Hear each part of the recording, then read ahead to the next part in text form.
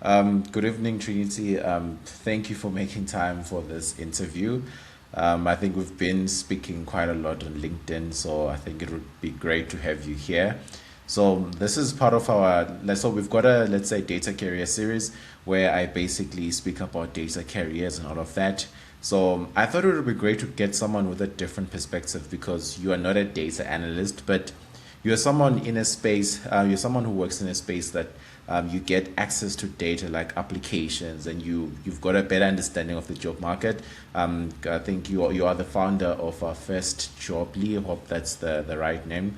Basically, a company that offers so it's a platform where you can actually see bursaries, job applications, and all those different things, right? And hopefully you can touch more on that. So, firstly, thank you for making time for this interview. I'm sure the community would definitely appreciate having you within this interview. So, before we get started, maybe just an introduction to like who you are, why are you founded this company, and just a bit more on yourself and your journey with starting Job Firstly, first Jobly. Yeah. Okay, good evening to you too, Clarence. Thank you for having me. Thank you. Indeed, we have been talking for a while in LinkedIn, and also we have been postponing. So, yeah, I'm very honored to be here Yes. tonight.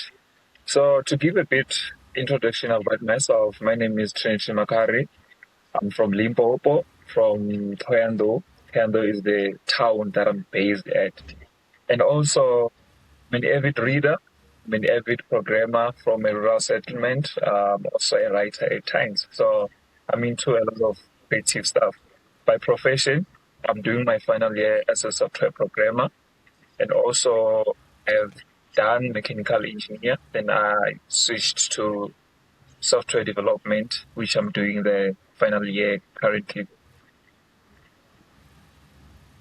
Okay. And you also founded at the same time.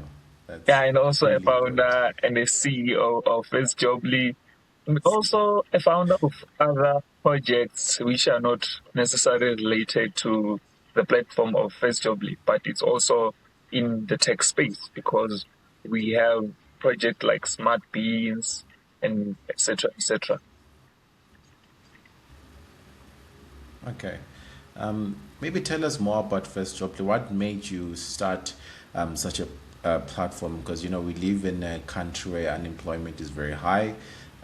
So maybe just a bit more understanding. What problem were you trying to solve? What really inspired you to do that? Because I believe sometimes it's not that maybe the jobs are not available. It could be that maybe people don't have access to the right platform that can give them the opportunity to know what jobs are available. Like, let's say I want to be a data analyst, and if I don't know where to find those jobs, it could make it very impossible for me to actually get to the point where I can find the necessary jobs to actually apply for.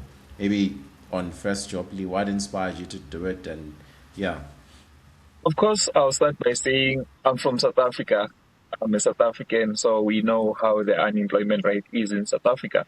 So the reason why I started FirstJobly is because I did grow up around seeing people go to school, go complete their high school, go to university, get their degree, get their qualifications and everything in order. But then in a couple of months, you see those people in the streets. You know, okay, this person studied for this qualification, but you see them doing a different job. Maybe they're busy doing odd jobs. And then as a kid, you ask yourself, because those are the people that you look up to, and then you ask yourself, okay, what's the point of me going to university, furthering my studies, if I have 90% graduate around me, but they're not doing the type of jobs that they studied for? And then as I was growing up, I get to be exposed to technology, internet, and then I get to Google stuff, and then I get to see, okay, we have certain platforms that help people to find jobs. But when I looked into the company space, I've noticed that, okay, companies are not willing to give graduate an opportunity to work. They need experience. You find that, okay, 90% of the job post, they need 3 years experience, 2 years experience. You're coming from university, you're a fresh graduate, you have zero experience. A lot of companies, they don't want to give you a chance because you have zero experience. They're scared that you might not give them revenue or something like that. The reason why I started FirstJobly was to go and search for those job opportunities or those internships, learnerships that gives graduate opportunities to go and have a job without experience. And one thing that I've noticed was the gap that was between the platforms that are existing or the platforms that have been existing before FirstJobly. Those platforms mainly focus on experienced job post, which is more of they are focusing on people who have experiences. They don't really focus on fresh graduate, which between the existing platforms and the number or the percentage of the graduate. They don't have those posts where they will give you an opportunity to go and work with their experience or as a fresh graduate. They were very rare because we know the thing of nepotism in South Africa. If you're a fresh graduate and then you manage to get an internship, it's either one of your family members is the board director or whatever, or somebody had to plug you with that internship specifically for you. And then the gap was between those who don't have connections, those from rural areas, those who were the first people to be the first family members to find themselves university, to find themselves graduating. And then when they are done graduating, then they don't have those opportunities. I went into a hunt to find out if there's any platform that gives those roles or those posts where they are specifically made for fresh graduate or for those who have grade 12 learnerships. As we all know that learnership is made for those specifically who have grade 12, who maybe don't have money to go and further their studies or they want to get hands-on experience before they further their studies. So I went and then I searched for such platforms, and then I noticed that majority of the platforms they don't necessarily focus on internships and learnerships. They focus on open posts that need people who are experienced. That's how FirstJobly came about. I was trying to bridge the gap between the fresh graduate students with job opportunities and also any job seeker that has less than 2 years experience. Because also on FirstJobly, we also have general work, we also have bursaries, we also have entry-level jobs. So I will say FirstJobly is focusing on entry-level job market. That's what we are focusing on. If you find yourself seeing a post on FirstJobly that needs maybe 3 or 5 years experience, is because we keep in touch with our active users. We ask them what they're applying for weekly basis. So we know we have maybe 10 people who has 5 years experience in mining, which means we are going to provide them with that. But our main and our core objective is focusing on internships, learnership, and to bridge the gap between graduate and job opportunities. Okay. That's a really amazing solution. Definitely, you are covering a gap that I feel like most of those platforms don't cover. I've seen jokes online of people saying that you go and apply for a job. It says you need it's a junior role, but you need like 5 years experience. And where are you Yeah. going to get such a level of experience? And I think it also causes a problem because majority of the people, like, because unemployment is high, and if you look at like a lot of people are only starting now to participate in the economy. They maybe education was not affordable or they were disadvantaged, and now if there's so many people or graduates that are finishing school, university, and they don't have experience, right? And where do they actually start for them to be part of the economy? And I think what your platform is actually offering is something that is really, really crucial because without the experience, they won't even get into the job market. So it's a good platform to actually start from. And you also made mention of bursaries. I think I did see that there is an option to actually find bursaries. Maybe just touch upon that one. Is it university specific? Is it based on certain qualifications? What's the other side of the bursary side? When it comes to the bursary category, we actually follow all the categories. It's university, TVET colleges, and we also have those courses where the bursaries are very rare. So we go and then we have to find those courses. We have to find those bursaries for those courses that are very rare, and then we put them on FirstJobly. Because the reason why we also decided to put the bursary section or the bursary category was because I was once a student that I had issues with NEFSAS. So I wasn't getting NEFSAS. I was just self-funded. So I had that issue where I was like, okay, who's also facing this issue? because it's not always about you don't qualify for NEFSA. Sometimes you qualify, but because of other factors, you don't necessarily get funded quickly or sooner than you expect. So before you get funded by NSFAS, even though you qualify, you have to find an alternative bursary that you can use in order to further with your studies, because sometimes NSFAS won't find you and you find that already you have applied, you are accepted, you are there already, you are registered and everything else, but then you find that you have issues. So it was more of we went into deep search and then we find bursaries and say, okay, this is for this course and this course. Okay, where are these courses found? Are they in TVET colleges? Are they in universities? Are they in both institutions? Are they in both in TVET or university? We have to filter those and put them aside. And then when we put them on our platform, we also put instruction. We also put up, okay, this is for bachelor, what. This is for NATED, for TVET colleges. This is for NCV. We also put such information. We put each and every information to a point where it's to the point of 100% detailed and steps that will be more easier to understand for applicants, because we also do this thing of we have a page, we have a WhatsApp channel, we have email, we have a WhatsApp number line that's online 24/7. If you are failing to apply for a certain bursary, you can contact us, and then we can also ask you if you're comfortable sharing your details with us, and then we have to apply that bursary for you. So that's what came about when we had decided that, okay, let's put the bursary category on FirstJobly, because at the end of the day, we are focusing on the youth. So the youth are at universities, are at TVET colleges, they're at school, they're studying, they're furthering their studies. So they also need bursaries. After they need bursaries, they need internships, which is all the core factors or the core goal of FirstJobly.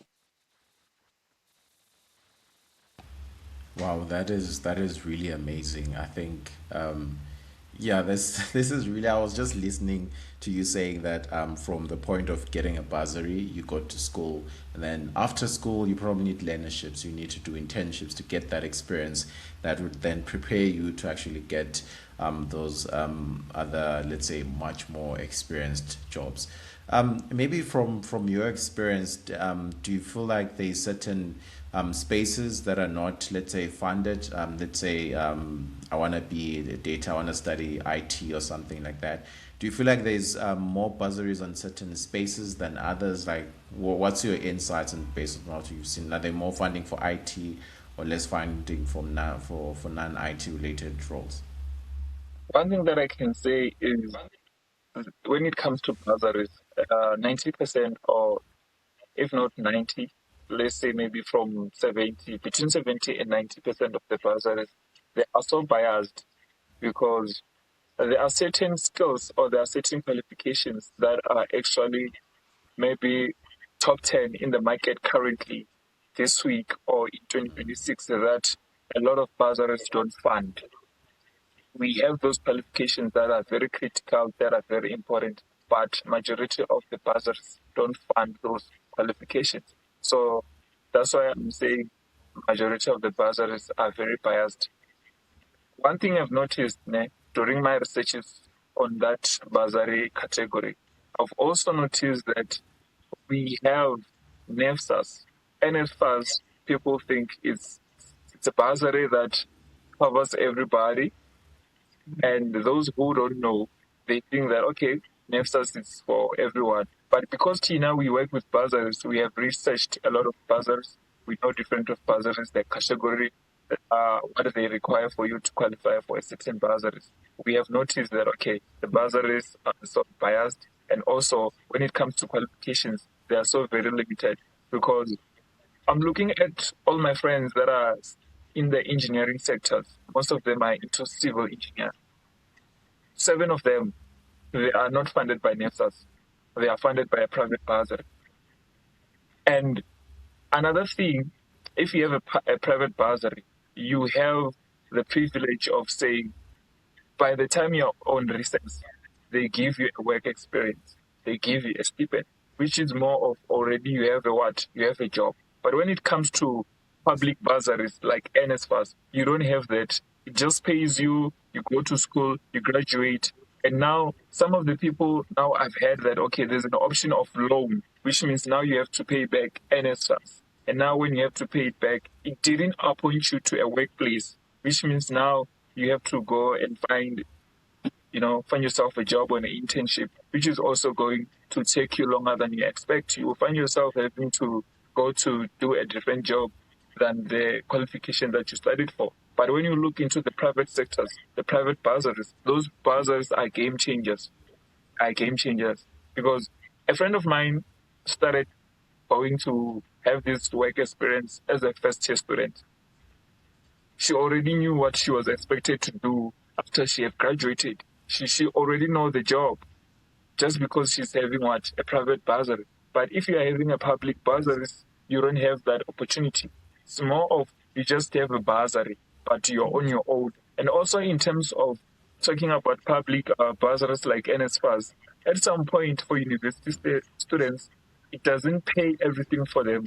We have a lot of students today that are saying they can't register for their final year because they are owing this much and NEFSAS cannot settle that amount, but they are still what? Funded by NSFAS. So those are the other matters that those are the other matters that students are facing, which goes with bursaries and especially NSFAS. Because in private bursaries, we don't hear such stories unless if they gave you their requirements and say you have to keep up to maybe this percentage in order for us to keep funding you. But nonetheless, we don't have students saying, I was funded by this bursary and then I keep up with their requirements and now they are not, or they're refusing to pay up my final year, or they're refusing to, pay the other money that I'm owing, or the tuition fee, or the registration, or the residence fee. So we are only having that issues when it comes to NSFAS. Okay, I think I was also funded by NSFAS. Actually, you raise a very important point because I had to go look for a job myself, right? That was the only way I could get. And I think it's very important for people to, I think a lot of people have started maybe relying so much on NSFAS, not realizing the value of those private bursaries that like you literally have a higher chance of getting employment because you're funded by those bursaries, and some of them already give you the working experience, which also gives you a better chance in terms of getting into the working place. So I think that's something really important. In terms of how, like, in terms of the applications that you've seen, like how does someone currently, let's say they're in matric applying for bursaries, or maybe they're applying for postgraduate bursaries, like what would you say are the important things? Like what convinces a company to fund someone? The first step that is the easiest step, Nick. If you are maybe in year 12 and then you want to apply for bursaries, and maybe you don't want to rely on NSFAS, you want to also try to tap into the private sector's bursaries. One thing you have to do, you need to buy airtime. To pick up your phone, you need to Google a bursary that you want to apply for. You need to find their direct contact number, and then you have to call them, and then you have to ask them the questions that you have. And I would say the first question you can just ask, what are the requirements? How do I get the application form? Is it online? Do I have to download a form and fill it and then upload it? Those questions are very important. I'm saying this because it's more of all of the bursaries that I've done research on. You will find that okay, it's maybe uh Coca-Cola bursary, and then you get on their website, it's 2026, but the form that is there, it says 2024, but the application is 2026. So the easiest way, and the way that is very effective and efficient, it's calling them. You just need to get somebody's number. You can get the reception number. Of course, you get the help at reception. They will direct you to the right person for bursaries, and then you get to know, okay, uh, if that form is no longer valid, you get the valid form, because there's a lot of cases where somebody applied using an invalid form, and you find that okay, they have another form, but they don't have it uploaded on their website, or their website is outdated. So it's very important to, when you are busy applying for bursaries, you write emails out or you make phone calls, and then you ask what's expected for you to submit, and then that's the best help that you can get. Because there was this other case in the previous year, I was helping somebody directly with private bursaries, and then we were using an outdated form.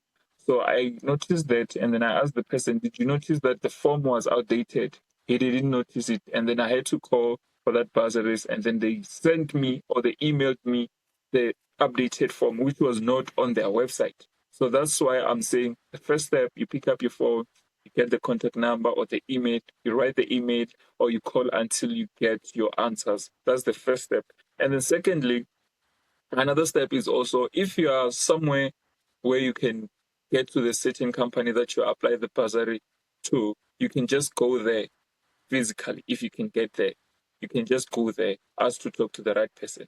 That's where you'll get the right information. Because nowadays, there's a lot of information in the internet which is very misleading. Everybody is trying to eat using the internet, or is trying to scam people, or is trying to mine the personal data of people. So it's very important that the first steps that I mentioned, you must follow them and you must use them, because those are the best steps that will work for you. But nonetheless, we also have the buzzers like NSFAS. They are always updating their system. So for that, I will say what you need to do is to make it a point that you are considering to apply it in time, because it closes, it has deadlines. You just have to make it a point. If it's open this week, you make it a point, you check the requirements on their website, you go and certify your documents. And also, if there's anything needed, they will always communicate with you. And also, for NEFSAS, it's also simple. There's this other lady by the name of Lungile. I'm not sure which branch she's at, but I know that she works for NSFAS, and she's very responsive. If you call her, she will respond. She will help you. She will assist you with everything you need. She will keep you updating. She will keep you updated until you are helped, until your application is okay, as long as you qualify. So for that, that's what I can say based on that. Okay, thank you for that. Maybe just on the jobs, just going back to the jobs, right? Do you see a lot of data related entry level roles? Because I know that because so many people want to get into the space, and the problem is that they don't have experience. And like you said, companies, like it's very expensive for companies to hire graduates, right? And I feel like that's why they always tend to go for the experience. So most people would generally look for internships or entry level roles. So are you seeing quite a lot of opportunities in entry level roles within that space? Yes, most definitely. There's a lot of opportunities. But I need to start by saying this. If you're not passionate about what you're studying or what you're studying, it's always going to be impossible for you to really get that entry level job at first sight. Because, okay, for instance, I'm studying software development and then I'm doing my final year. I don't have any personal project. Who's going to take who? Like, do we have any recruiter who's going to take me seriously? Okay, this person is a software developer, but he's doing his final year. Where are his projects? Do you have LinkedIn? Do you have a profile? Do you have somewhere where we can see what you can do, what you have done? So I think a lot of people are also failing starting from there before we get to them looking for any entry level role. Secondly, you need to be able to say, okay, I'm going to pick up my phone, I'm going to call this recruiter, I'm going to visit this company, I'm going to ask for a manager. If I go today and then I don't get the manager, I'll go back tomorrow. That's how I got my first job as a mechanic student. I was studying mechanical engineering. And then I went to, at that time, I was situated at Musina, which is next to Zimbabwe border. That town, yeah. That is it a town or township? But yeah, that way I was situated. And then I went to all the garages that dealt with engines or cars. And then I wanted to see the managers. And on the last company that I went to, the manager told me to come back the next week. Or he was just like, keep coming here, keep coming here. And then I kept going there until he told me, can you come tomorrow? Can you start tomorrow? And then that's how I got my first job. So that's the other factors that a lot of people, because today we are moving to this thing of technology, they are mostly relying on emails and online applications. Sometimes you just have to visit a place if you can. It's not mandatory, but it also helps because for another situation where maybe you apply to a certain company, You go there just to inquire, and then they'll tell you, oh, okay, the reason why you didn't uh, qualify for this open role or for this entry or for this internship is because your CV is in this matter, or it's because of one, two, three. You see, because if you do that, now you're collecting points on how to make yourself better or how to do the job search better.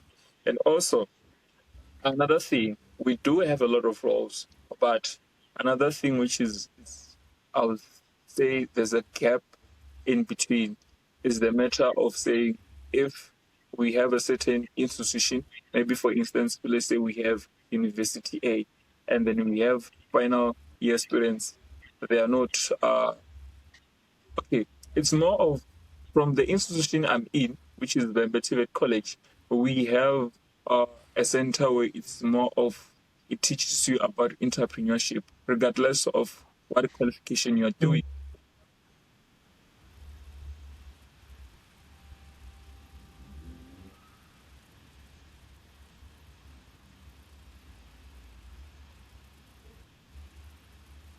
Regardless of whatever qualification you're studying. So it's more of I've taken those short courses seriously, and then I've went there and then completed them, and then they gave me a different insight to do things.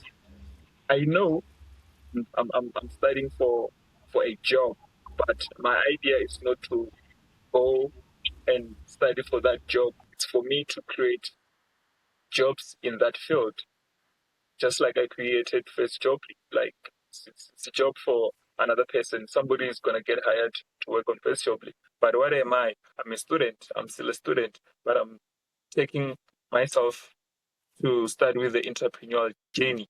So one thing I'll say is a lot of students they are so focused on the wrong things instead of networking, instead of keeping yourself uh, in contact with the right people. They keep themselves in contact with the wrong people.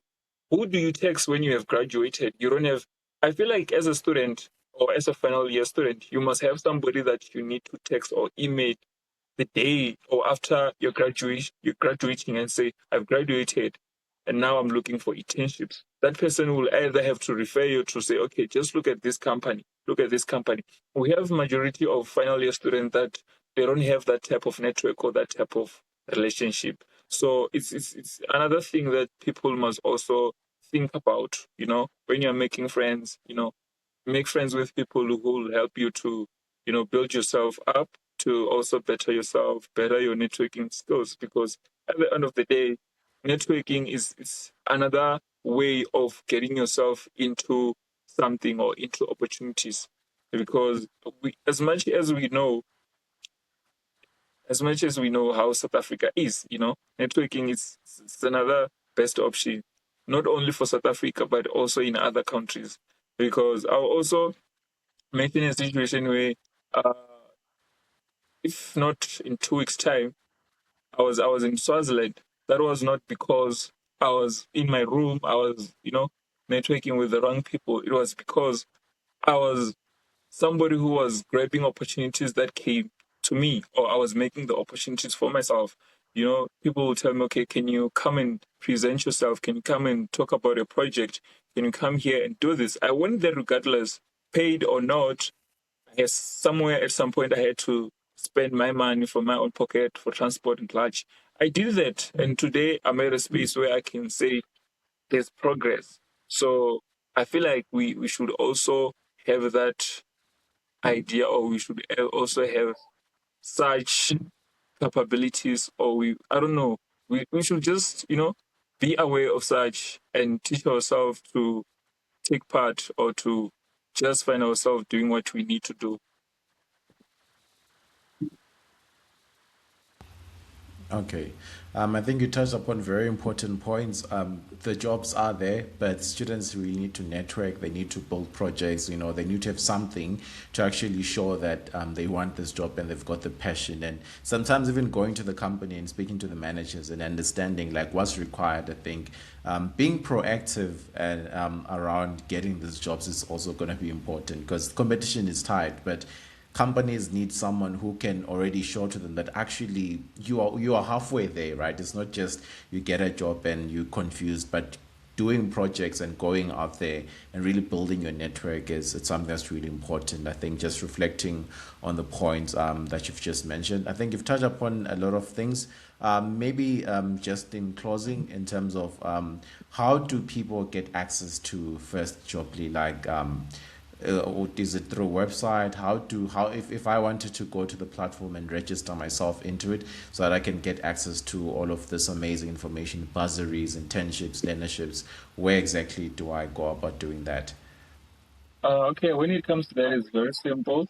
Uh, for now, the app, we have the app on Google Play or on Play Store, which is only for now available for those who are using Android. But for the website, it's available for everyone. I'll start with the website. If you want to get access to the website, then you just go into any browser of your choice, and then you go and search FirstJobly. The first link that appears is the right one, and then you click on it, and then it takes you to the homepage of FirstJobly, where it explains everything about FirstJobly, how it works, and what it has, what kind of content it has. And also, secondly, coming to the app, the Android users, they have to go to Play Store or Google Play. They just search FirstJobly, and then it's FirstJobly Nasi Ispani, and then they'll get to see it, they install it. So it's very simple and user friendly. You don't have to register anything, you don't have to log in, you don't have to sign up. It's an open source software. You click on it, you download it, and then you open it. When you open it, it takes you straight to the homepage where you get to see a search bar where you search for opportunities using, maybe it's more of since you understand a bit of programming, it's more of you search for opportunity based on where you are or a job title respective to the category that you have chosen. And also it has a section where there's a section where you choose categories. It's either you want to apply for internships, learnership, etc., etc. You can choose that, okay, I want to apply for internships, and then you get all the internships that are there in our platforms. And also it has where you can also send us an email, or you can just send us any message, any kind of message or anything that you need. Maybe you are facing a challenge on applying for something, then you can just send us a review using that options, and then we can back to you and then help you out. Okay, thank you so much. Hopefully, more people start using the platform because I think you guys are solving a very important challenge within the South African market, and I think you guys are doing amazing things. This is actually an amazing platform, and I think the best part is that it's actually free. And most people that are starting out, they don't have a lot of funds to afford a lot of things, and getting a job can make a difference to an entire family. So I think First Jobly is doing an amazing job, and I hope more people actually get to know about the platform. And looking forward to see how far the platform actually goes. Hopefully we can network at some point if you're in Johannesburg, or maybe when I visit that side, just to touch base on how far the platform is going. But yeah, thank you so much for making time to attend this interview. And hopefully, the people watching this video can actually benefit from how they can actually start applying for those roles and also using the platform. Yeah, most definitely, most definitely. Thank you for having me. And lastly, we have a feature where it helps people or those who are just trying to apply for any jobs. If they don't have a CV, they can just download the app. It has the feature where it generates a CV for you, and that CV it's ATS friendly, which means it's using the format which is the current one. So it's very nice app to use for those people, and it's two times. You don't have to step to the other app in order to make your CV. You make the CV within the same app. You also apply for opportunity in the same app. Okay, that's a really, really amazing feature. And yeah, hopefully the people that will be watching this make note of that. Yeah, I think that's it for the second episode of our Data Career series. I'll see you guys in episode 3. Thank you.